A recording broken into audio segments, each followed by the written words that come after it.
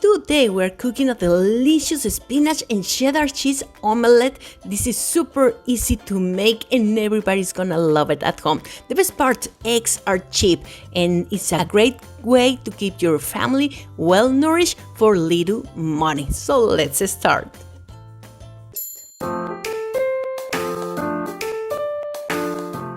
For this recipe, you will need half a slice of cheddar cheese per person, 2 eggs, and I have a mix of baby spinach and arugula, 3 spoons of chopped onion.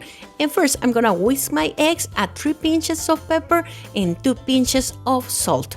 Whisk well, and now I'm gonna show you a trick.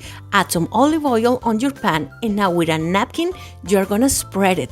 That way we're gonna take the seed of olive oil and we're making it a low fat.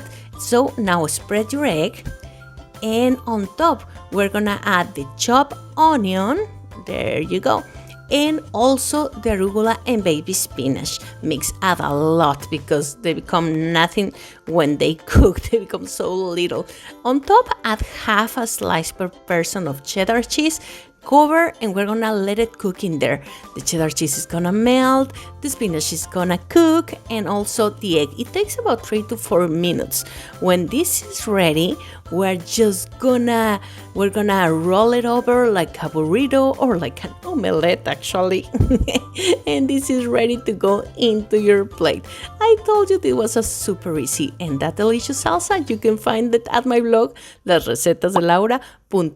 And remember, I have recipes every Thursday in English. Yeah, it's family approved. My kid actually loved it. Hey, everybody, thank you so much for sending photos on my Instagram. You can follow me as Las Recetas de Laura for more mommy Mexican ideas, recipes, and delicious comida. See you soon.